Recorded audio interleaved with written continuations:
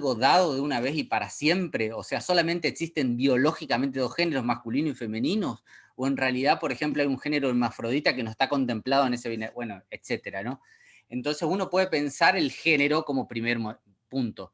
Y después desarrollar, por ejemplo, las luchas por el trabajo, otra cosa, ¿no? Pero tener un índice me permite a mí ordenar cómo va a ser mi discurso. Lo cual, nuevamente repito, esto no es inamovible, no es fijo de una vez y para siempre.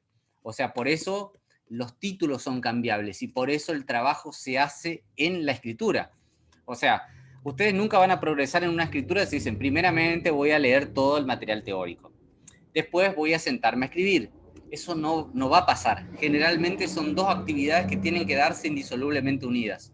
Ustedes tienen que empezar como a diagramar algunas escrituras y leer algún material que les sirva para poder realizar el trabajo. O sea, escribir y leer son procesos complementarios. De hecho, cuando uno va escribiendo el trabajo, de golpe le van surgiendo ciertas ideas, ciertas cuestiones que uno no había visto anteriormente. Entonces, por eso el trabajo se hace. O sea, es una experiencia. La escritura es un viaje, dicen algunos, ¿no? Y tiene que ver con eso. Voy a prender porque hace un poco de calor ahí ya. Vamos a prender algo. Aparte los mosquitos me estaban dilapidando, digamos, ¿no? Las piernas ya últimamente. Bien. Entonces, índice más o menos posible. Ustedes tengan en cuenta que el ensayito, por más que es un género relativamente libre, dicho sea de paso, hay un video del año pasado, por eso van a encontrar frases que son del año pasado, nada que ver, ¿viste? Pasen de largo esas frases, pero pueden seguir el video de qué es un ensayo. Ahí está, dura 20 minutos más o menos el video y explica cuáles son las características particulares de ese género en particular, para que ustedes tengan una idea. A su vez, ese texto ensayo creo que está subido en una semana antes, que es el de Miriam Álvarez, que reflexiona sobre el ensayo como género discursivo. Podríamos subir otros para que tengan una idea más o menos de las leyes del género discursivo. Por eso nosotros insistimos tanto en el tema de leer a Bastín, leer la problemática de los géneros discursivos, para entender que son unidades relativamente estables, que son dinámicas, o sea, se modifican en el eje del tiempo, que no son rígidas, inamovibles quiere decir eso, y que tienen reglas específicas para funcionar, de acuerdo con distintas esferas de la praxis, o sea, de acuerdo con diferentes campos en los cuales se desarrolla el discurso. Por ejemplo, en la UCAMI, por ejemplo, en el marco de una cátedra, taller de expresión oral escrita, ¿no? Entonces hay la consigna hay una guía más o menos y está ese videíto que habla sobre el ensayo y creo que anteriormente están los textos teóricos que explican más o menos cómo se hace un ensayo. O sea, experiencia del género tal vez muchos no las tengan, pero es necesario probar, ir viendo cosas. Ahora, aunque es un ensayo y su palabra dice como ensayo de probar cosas, no significa que no tenga una estructura, no significa que no tenga una introducción, no significa que no tenga un desarrollo ni una conclusión. Entonces uno tiene que seguir como esos lugares para poder desarrollar justamente la problemática que quiere tratar, ¿no? Ese punto me parece pertinente.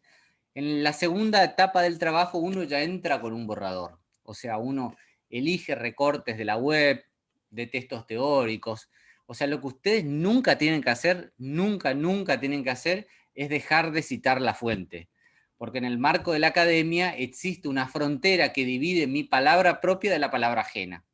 En el marco de la academia, nosotros trabajamos colectivamente, y eso trabajar colectivamente no implica que el otro sea un anónimo, no implica el plagio, por ejemplo, no implica Wikipedia. Trabajar en una academia significa reconocer que hay autores, no importa si es una página web, si a mí me sirve, lo único que tengo que hacer es citar la página web.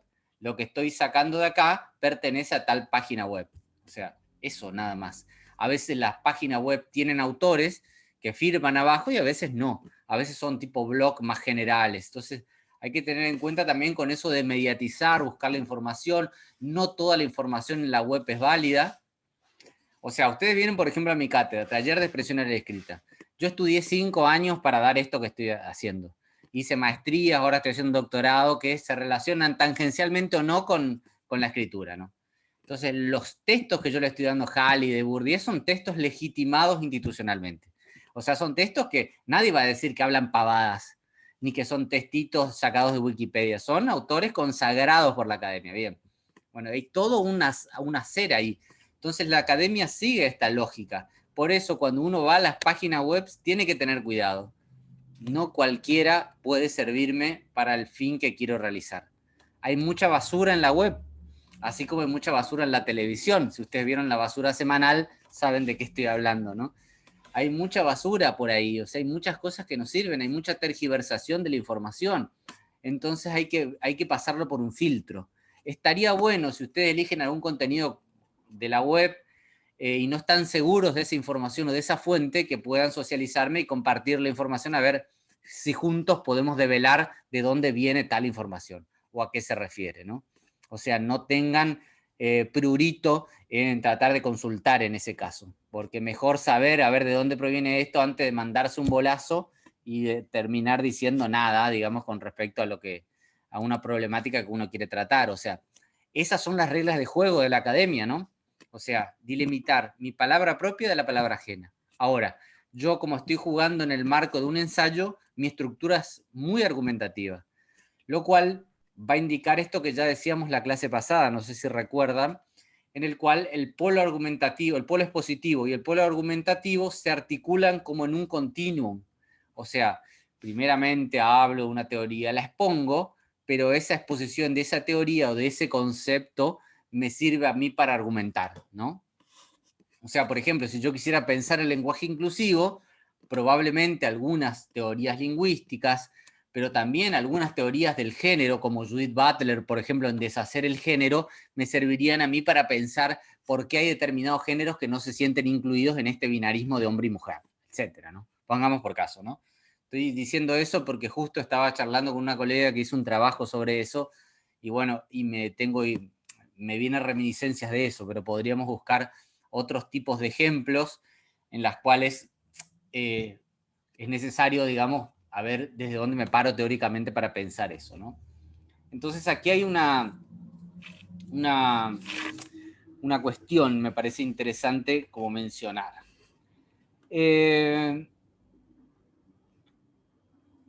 Otro punto, ¿sí?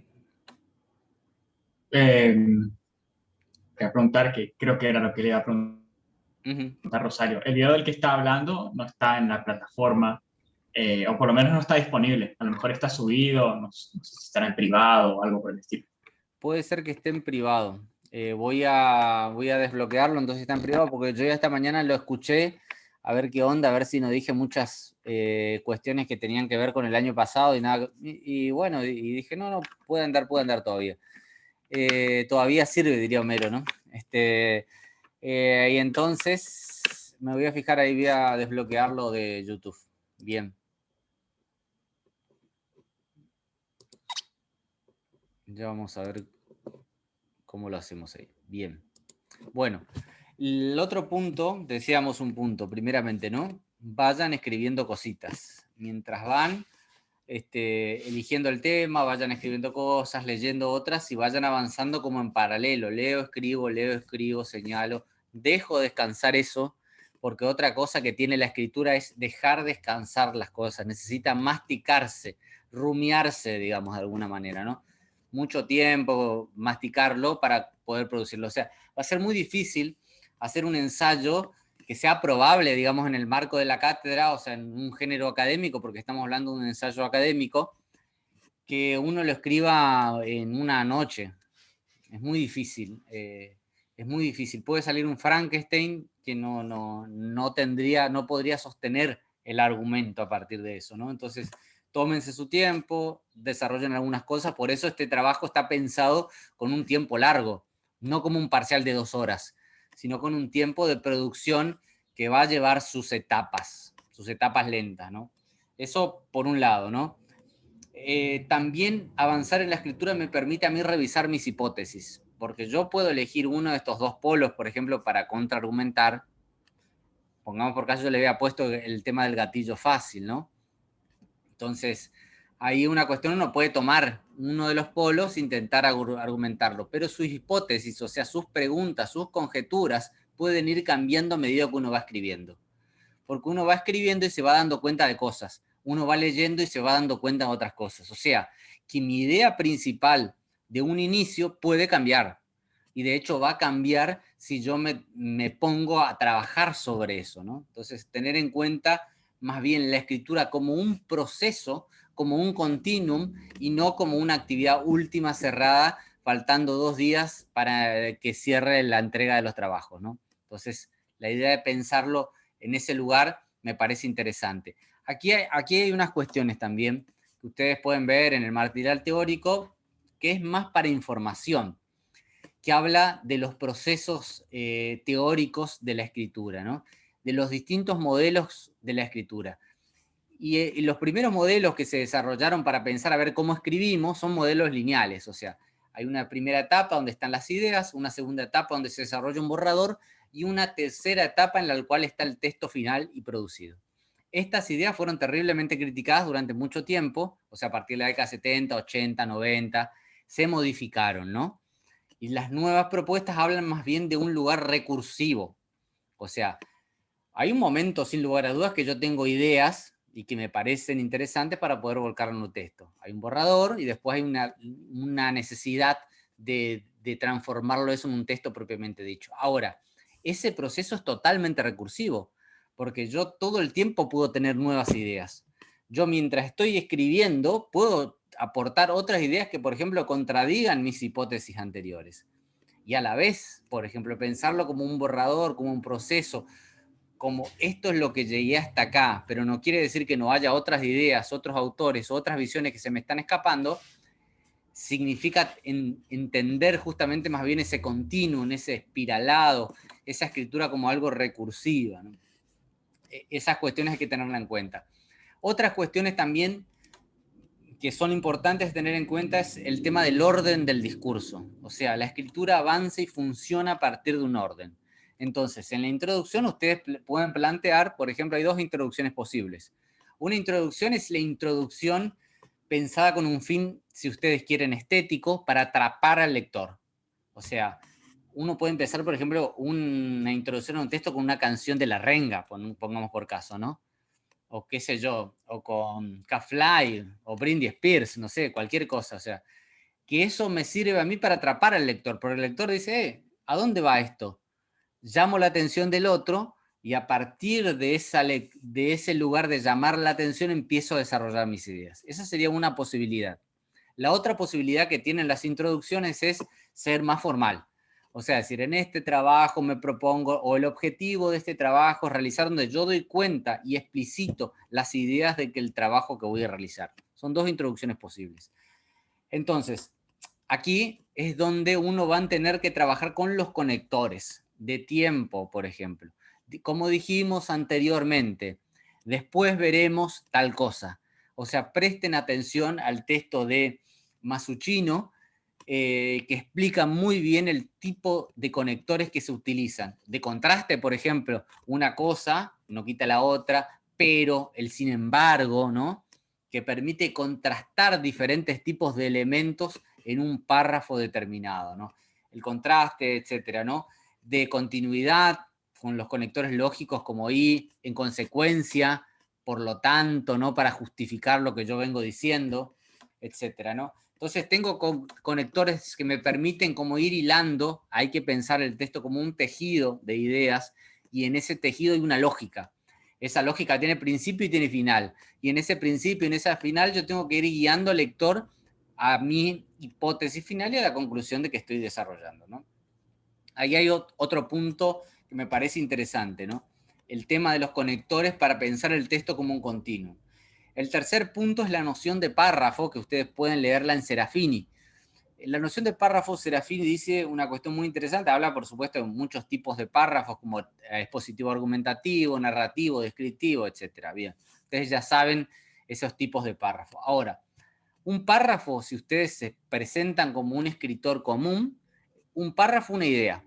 No, si ustedes se presentan como alguien que está aprendiendo a escribir, un párrafo, una idea, para no perderse en eso.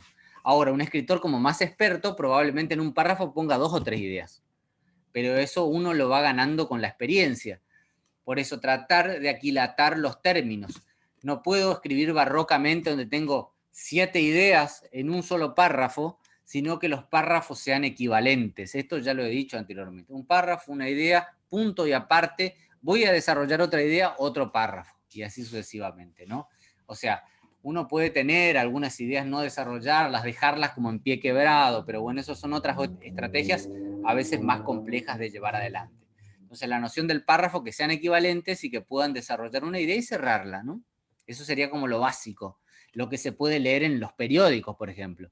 En el periódico se entiende que el lector o está apurado, o lee rápido, o lee... No quiere leer un ensayo filosófico el que lee el diario, quiere leer información y punto, ¿no? Entonces, van a ver que la escritura de los periodistas suelen ser concretas, suelen ser básicas, suelen ser firmes en ese orden de cosas, ¿no? Entonces después, en la parte del desarrollo, les va a servir mucho el texto de Masuchino, les va a servir mucho el tema de la progresión temática o las estrategias que ustedes pueden leer en Zamudio y Torresi, revisen eso, porque ahí tienen un montón de estrategias de contraste, de enumeración, de ejemplificación. De enumeración es algo re básico cuando ustedes dicen primero tal cosa, segundo tal otra, tercero tal otra, ¿no? Entonces, hay cuestiones. Decir, bueno, por ejemplo,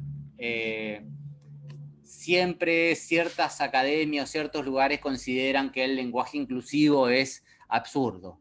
La RAE considera tal cosa, el grupo tal cosa considera tal otra, etcétera, ¿no? Entonces, uno primero, el otro segundo, el otro tercero, me permite a mí desarrollar una postura con respecto a eso, ¿no? Por otro lado, también el contraste me permite poner en juego dos elementos que son disímiles y compararlo. Eso también lo hacemos todo el tiempo. Comparamos una cosa con la otra para ver qué potencialidad, relacionamos una cosa con la otra para ver qué potencialidad podemos obtener de ahí. O enumerar sus características. O clasificar, por ejemplo, las funciones, lo cual ya lo hemos dicho anteriormente, ¿no? Generalmente, un párrafo, desde el punto de vista de Serafini, un párrafo que funciona tiene tres elementos. El primer elemento consiste en una afirmación, o sea, en una posible hipótesis, ¿no? Una afirmación que puede ir en formato de pregunta. Se le adjunta una información que está probando esa hipótesis que estoy diciendo. Estoy diciendo, en Argentina, la mayoría del pueblo de Argentina tiene un sueldo que está por debajo del nivel de la pobreza. Bien, ahora, tengo que probar esa información que estoy diciendo. Si no, va a ser la opinión de alguien que dijo algo en una calle. El INDEC dice tal cosa, o tal, bueno, ahí tengo una información concreta que me permite a mí como corroborar mi hipótesis. Esa información concreta no es de fulanito que me dijo en la calle, es del INDEC. Por ende, esa es la garantía. Ese sería el tercer elemento. La garantía es lo que permite unir la afirmación con la información, o sea, y legitimar institucionalmente lo que estoy diciendo. Ahí se entiende esto, ¿no? O sea, primeramente una afirmación o una hipótesis, luego una información que corrobore eso y que esté garantizada institucionalmente, ¿no? De eso se trata, ¿no? Ahí hay un punto interesante a tener en cuenta, ¿no? Bien. Esas cuestiones, les decía, como medio básicas, como medias generales. Después hay otras cuestiones que son interesantes y que hay que tener en cuenta. Por ejemplo, con el uso de determinadas frases hechas, esas frases hechas pueden hacer perder mi argumentación. O sea, algo que sea muy del sentido común en la esfera académica suena como vacío, ¿no? Suena como una especie de charla de vecinas en la calle y eso no sirve. Entonces, lo que ustedes tienen que lograr es que esas frases sean frases pensadas, que haya pienso ahí, lo que decimos nosotros, ¿no? Para que haya pienso hay que tratar de reflexionar sobre lo que voy a decir. De eso se trata, ¿no? Las frases hechas o cuestiones así del sentido común pueden tener un valor irónico, si ustedes quieren, ¿no? Pueden servir como para empezar a pensar, digamos, la reflexión. Yo recuerdo en algún momento haber trabajado, se cortó, parece, no, ahí volvió. Yo recuerdo en algún momento haber trabajado de un texto que se llamaba Ocio, en el cual ese texto reflexionaba acerca de qué significa el ocio, ¿no? ¿Qué es el ocio prácticamente, ¿no?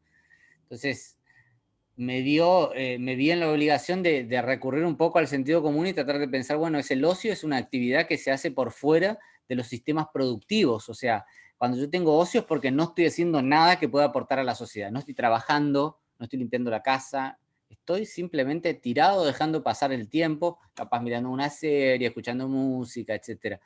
Entonces, toda esta novela que a mí me tocaba analizar, en realidad decía totalmente lo contrario. Decía que ese lugar es totalmente lo productivo. Si ustedes lo piensan, hay una propaganda de Sprite muy vieja, en la cual justamente dice, fulano de tal estaba todo el día de balde jugando con pavadas y la mamá o el padre le decía, che, dejá de hacer esas pavadas, ¿por qué no te pones a estudiar? Y al fin y al cabo después ese chabón se vuelve millonario, etcétera, ¿no? Entonces, el ocio en sí mismo es un lugar problemático, o sea, si se lo piensa desde un lugar de medianía, ¿no?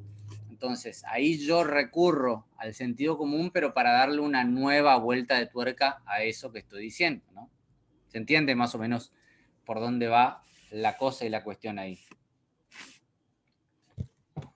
Bien. No, todavía no entiendo a qué se refiere. Digo, yo puedo utilizar alguna cuestión de frase hecha, alguna cuestión del sentido común, siempre y cuando me sirva para poder desarrollar ideas, ¿no? Si yo estoy hablando, por ejemplo, Claro, no para sostener una no para argumentación. sostener un argumento. Si utilizo una frase hecha, una Claro. cuestión del sentido común o del mundo base, mi argumento va a caer. O sea, yo puedo elegir eso, pero para problematizarlo, para ampliarlo, para criticarlo. Porque son frases hechas, sentido común. Y en la academia no entra el sentido común. No puede entrar el sentido común. Está ahí, en todo caso, un sentido común, pero que tiene que ver con el saber hacer, con un hábito, pero no en cuanto al pensamiento que circula en el mundo cotidiano, nuestro de cada día. O sea, lo que yo tengo que intentar es justamente salirme de esos lugares que son comunes para mi pensamiento. Y eso es algo recontratípico porque nosotros aprendemos a hacer y aprendemos a pensar en sociedad, charlando, lo que nuestra familia nos inculca, los hábitos, los productos culturales que consumimos, etcétera, ¿no? En cambio, la academia va a contramano de eso, como si fuese que intenta provocar un esguince, una ruptura a eso, ¿no? Al querer romper eso, dice, bueno, pará un poco, las cosas no son tan así. Se parece un poco al humor, si ustedes lo miran así, ¿no? Porque el humor toma aquello que es totalmente aceptado y lo transforma en una parodia. Entonces lo destruye, o sea, lo desarma y nos llama a volver a pensar de nuevo a partir de ahí, ¿no? Entonces ahí creo que esas cuestiones son interesantes, ¿no? Ahora, en el video que voy a tratar de habilitar, yo decía algunas cosas con respecto al ensayo, después ustedes, cuando lo habilite, podrán escucharlo y verlo como más detenidamente, ¿no? Pero hay que pensar que en un ensayo, una cuestión fundamental es que la estructura es fundamentalmente argumentativa. O sea, yo tengo que argumentar lo que voy a decir, yo tengo que exponer mis propios argumentos y para eso me voy a apoyar en otros textos o en otras voces que me van a permitir construir mi propia argumentación. Si es permanentemente argumentativa, siempre va a trabajar desde el yo creo, desde la primera persona. No va a trabajar desde el sé impersonal, porque eso ya no va a ser un ensayo, eso es un informe. En un informe, por ejemplo, el enunciador toma distancia de lo que va a decir. En un ensayo, por el contrario, el enunciador se involucra con lo que está diciendo, toma postura, yo creo tal cosa. A mí me parece más interesante, sí. Entonces, fíjense esa estructura retórica que abarca el ensayo. El ensayo tiene flexibilidad, ese sería el otro punto. O sea, tiene flexibilidad, quiere decir que yo en el ensayo puedo incursionar en canciones, puedo incursionar en poemas, en literatura, en películas. O sea, productos culturales que probablemente estén por fuera de pensar cuestiones concretas o problemáticas de la cultura cotidiana como nosotros pusimos, pero que me permiten a mí leer desde otro lugar o argumentar desde otro lugar. Por eso, como les decía anteriormente, en realidad en los párrafos pueden haber diferentes dimensiones, puede haber una dimensión descriptiva, puede haber una dimensión narrativa de acuerdo con mis intereses funcionales en mi propio discurso, ¿no? Entonces hay que tener en cuenta eso, ¿no? En el ensayo también, no digo que ustedes lo trabajen de este modo, pero se abre como una posibilidad del condicional, o sea, podría ser así, debería, yo creería que sería mejor, o sea, en el ensayo uno nunca puede dar nada por hecho. nunca puede dar, uno se está moviendo en pisos resbaladizos. Uno lo que está haciendo es probar cosas, por eso es un ensayo, ¿no? O sea, por eso no quiere decir que no tenga profundidad teórica, ni argumentativa, ni fuerza argumentativa, nada de eso, no. Sino quiere decir que me manejo sobre la no creencia de lo que digo es una verdad absoluta, de lo que digo es la única verdad posible, sino que me manejo siempre en un lugar de flexibilidad con respecto a eso. Por eso esas son las características específicas del ensayo, ¿no? Eso no quiere decir, como decía anteriormente, que en el ensayo no tenga una introducción, un nudo o desarrollo y una conclusión.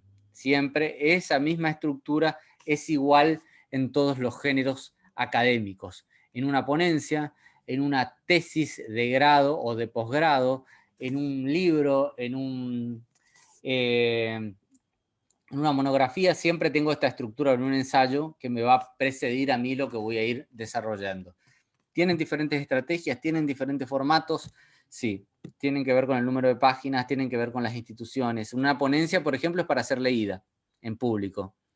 Entonces, lógicamente que va a tener muchos rasgos de oralidad, porque yo tengo que al otro es convencer con mi propio discurso, ¿no? Entonces ahí, en una ponencia, generalmente son 8 o 10 páginas doble renglón, para que en 20 minutos se pueda leer esa ponencia, ¿no? En voz alta. Entonces, a diferencia de un ensayo que tendría otras características que podrían leerse de otra manera, que es para ser publicada en una revista, o sea, los contextos de producción, todo eso que ya dijimos anteriormente en otras clases, ¿no? Entonces, todas esas cuestiones me parece a mí que son como fundamentales, que son básicas, que son cuestiones que deberíamos tener en cuenta a la hora de desarrollar estrategias o desarrollar los procesos de producción. Dicho sea de paso, entre paréntesis, yo les dejé ahí un textito de Daniel Casaní que se llama La cocina de la escritura. Es un texto viejo ya, porque tiene o está basado en la lingüística textual que hoy está como muy cuestionada, muy en vilo, pero de alguna manera sirve y tiene ideas, o a veces cuando uno está perdido, cómo hacer una lluvia de ideas, qué debo tener en cuenta a la hora de escribir, etc. Es muy sumario nada más, pero de alguna manera puede llegar a ser de ayuda, por eso está puesto ahí. La otra cuestión que no quiero que pasen por alto es la cuestión de la polifonía o la intertextualidad. Que sea un ensayo y que se hable del yo no implica que solamente desde mi propia subjetividad, yo solo con mi alma me pongo a pensar esto. No, en una academia mis saberes son colectivos, mis saberes están relacionados con lo que piensan los otros. O sea, yo quiero pensar una problemática social, ¿cómo voy a pensarlo encerrado en mi pieza? No sirve. O sea, tengo que salir de mi pieza. Salir de mi pieza no significa hacer trabajo de campo en la calle, significa leer, precisamente, ¿no?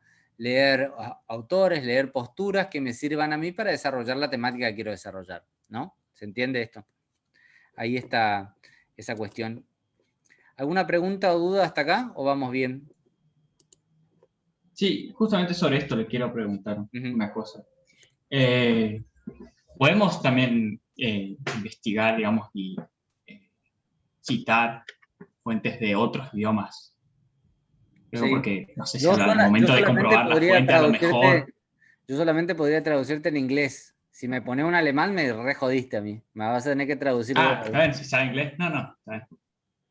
Si es así, Yo más sí. que nada cuando sea a la hora de buscar cifras, números a veces. Generalmente en otros países tienen ese tipo de informaciones más Como bases de datos más amplias. valiosas. Sí, exactamente. ¿Eh? No, si es en inglés sí, pero si no, si me pones francés, alemán o otra cosa, ya me re jodiste, dice. Bueno, aunque francés solíamos leer, nosotros tenemos en letras 4 cursos de francés. Llegamos a un nivel bastante avanzado, pero solo para leer francés, no para hablar, que es otra cosa, ¿viste? ¿Cómo se complica hablar en francés? Se complica muchísimo. Por las pronunciaciones, que son muy distintas a las nuestras, ¿no? Incluso portugués cuesta a veces un poco, ¿no? Igual, nosotros con el portuñol rezafamos ahí en la frontera. Y leíamos textos complejos, a veces hacíamos ejercicios como de traducción, pero de juego nada más, no nada que ver con el nivel de ustedes. O sea, era más bien como de juego. Textos de autores que a nosotros nos interesaría leer en francés, como Deleuze, Barthes, Blanchot, o si no, Bataille, por ejemplo, ¿no? Esas son entonces tomábamos un capítulo y capaz ahí intentábamos hacer como una traducción, una lectura de eso, una comparación con el castellano que es distinto, ¿no? Eso, y tal vez en francés puede llegar a funcionar, pero en otro idioma ya no. Ya no. Ya no. Así que eso puede ser. No, lo importante es que ustedes tengan en cuenta las fuentes y que corroboren las fuentes. Eso es importante. A ver si... Profesor, ¿Sí? Decime. quería consultarle si en caso de que nosotros leamos artículos en inglés, por ejemplo, Sí. si diferentes artículos de autores que escriben quizás en inglés, o sea, sus investigaciones o cosas así están en inglés. En ese caso, nosotros tendríamos que poner, o sea, si citamos algo, tendríamos que citar en el idioma. Y eso es un tema, por ejemplo, ¿no? Generalmente, si vos, por ejemplo, trabajás con un texto que no está traducido al castellano, o sea, que no está traducido, que no es un formato libro, ahí volvió. Porque parece que de golpe me quedo yo congelado así, no sé si estoy hablando o no. Si vos citás un texto que no está traducido, o sea, que vos podés tomar dos caminos. Uno es traducirlo vos y abajo poner esta traducción es mía para que se entienda la diferencia, u otra citarlo directamente en el idioma original en el cual está, directamente, si no te tomás el trabajo como de traducirlo. O sea, esas pueden ser otras estrategias. Lo que hacen ustedes, vieron que leen los textos así, y yo estaba leyendo, por ejemplo, un texto de Clement Rosset, y abajo el traductor en español, porque es un texto escrito en francés, el traductor al español ponía como indicaciones. Es decir, ponía, por ejemplo, decía, bueno, en esta parte el autor se refiere a tal otra cosa y utiliza tal término que no existe en castellano, entonces yo utilizo tal y tal otra, digamos, ¿no? O sea, uno puede hacer aclaraciones si uno se toma el trabajo de traducir ese texto, o si no, se lo cita en el idioma original. Y el autor, yo recuerdo también que el traductor decía, el texto, la traducción al castellano de este libro que está citando Bataille puede leerse en tal cosa. O sea, que ya estaba traducido, o cuando él, por ejemplo, Rosset, tomaba una cita de algún autor literario como Flaubert, después el traductor, se tomaba el trabajo de ir a ese texto traducido en castellano y decir, bueno, y tomar ya una traducción hecha de ese mismo párrafo que pertenece a tal edición y tal cosa, ¿no? O sea, si el texto ya está traducido, no hace falta. El problema es cuando el texto no está traducido, vos manejás solamente una información que solamente vos tenés acceso. Entonces ahí es un tema. O lo ponés en el idioma original o lo traducís.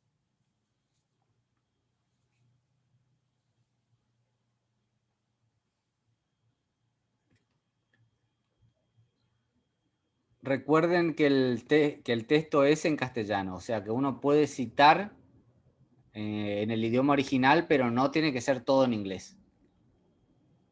¿No? Eso recuerden, que es un taller de expresión oral escrita en castellano, ¿no? O si no, ahí ya me complican ya. Pues si no, tiene que estar traduciendo todo y va a ser terrible, digamos, ¿no? Pero voy a tardar mucho más en corregir los textos. Así que tengan en cuenta eso. Uno puede elegir, cita, etcétera, pero tampoco no se malcopen en ese lugar, ¿no? ¿Qué me está faltando aquí? Bien, creo que eso más o menos es todo. ¿Tienen alguna más pregunta concreta del trabajo en sí? ¿O más o menos tienen una idea ya de lo que deben realizar? Sí, yo tengo una pregunta. Vi que la primera parte es muy esquemática, en el Sí. sentido de ir haciendo borrador y tal. A la hora de la entrega, ¿qué deberíamos incluir? Porque en un borrador Cada se ponen parte, muchas cosas. sí, en el borrador puede ir cualquier cosa. De hecho, en el borrador No cualquier cosa como cualquier cosa, voy a poner el partido de Argentina-Uruguay 3-0, no va. Pero se puede poner otras cosas que no van a estar en el trabajo, por eso es un borrador, ¿no? Después yo tengo que acortar, cortar, sacar lo que me parece pertinente. Ustedes van a ver la entrega por etapas. O sea que en la última etapa entregan el trabajo final sin el borrador.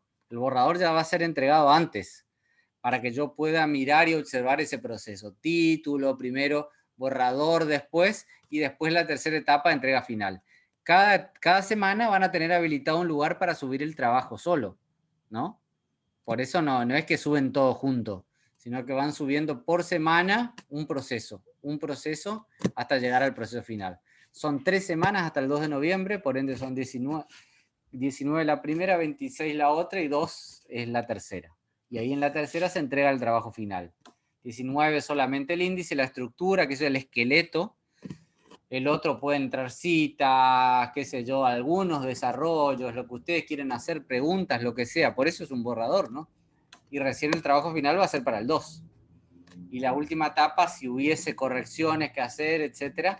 Pero bueno, la etapa, tienen que estar, la última etapa, que es la última semana, que es el 9, todos tienen que estar presentes porque nosotros defendemos nuestro trabajo con los compañeros. O sea, hacemos un coloquio donde cada uno va a tener 10 minutos y en 10 minutos va a exponer su tema. Bueno, yo trabajé este tema. Mis dificultades fueron tal otra. Yo creo que cuando indagué tal, bueno, o sea, hablar del proceso de la escritura, no del contenido de su trabajo específicamente. Los contenidos van a estar socializados. Después yo me voy a tomar el trabajo de poder subirlos en un foro o en algo por el estilo, o en un drive, para que todo el mundo pueda tener acceso a los trabajos y nos podamos leer entre nosotros, ¿no? Eso sería buenísimo. En otras épocas pasó de que nosotros hicimos tipo una especie de microcongreso en la facultad, ¿no es cierto, no? Entonces cada uno tenía que leer su trabajo como si fuese una ponencia en un congreso determinado, ¿no? Y en esa lectura entonces todos los compañeros escuchaban y los compañeros podían hacer preguntas sobre el trabajo que había realizado, etcétera, dudas, ¿no? O sea, comentarios. Ahora es más bien un comentario del proceso.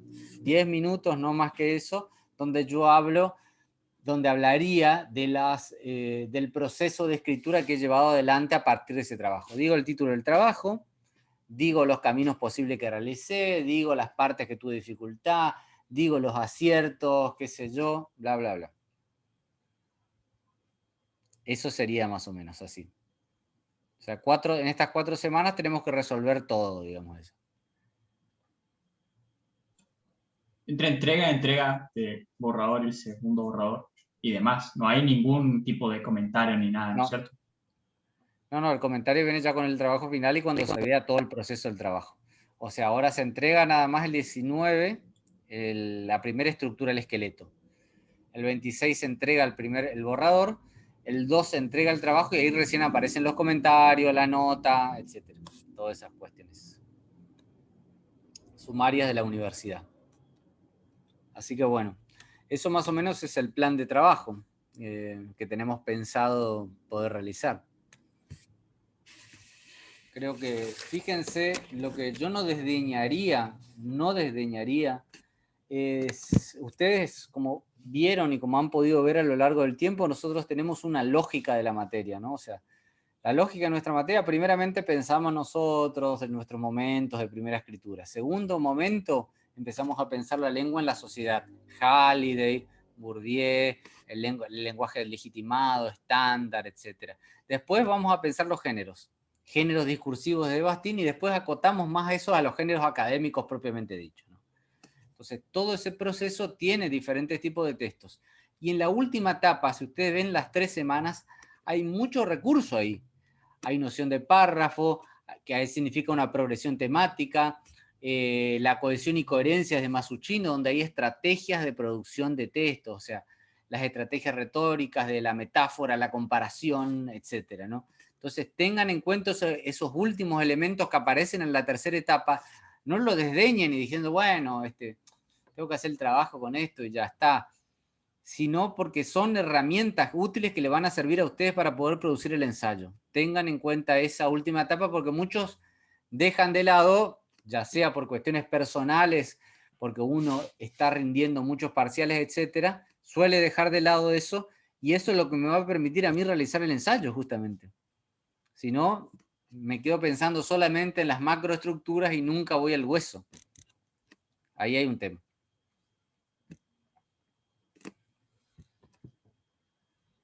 Bueno, estamos por hoy, muchachos, muchachas. Genial. Cualquier duda, ya saben. Mail, escribo el mail, escribo a la plataforma, consulto. No molesta para nada, para esa es nuestra función justamente, ¿no? Y bueno, yo voy a tratar de seguir avanzando con las correcciones, que ya avancé bastante, me parece. Estoy en el 5 o 6 ya corrigiendo. Bueno, nos vemos entonces. Chao. Nos vemos, profe. Chao, profe, muchas gracias.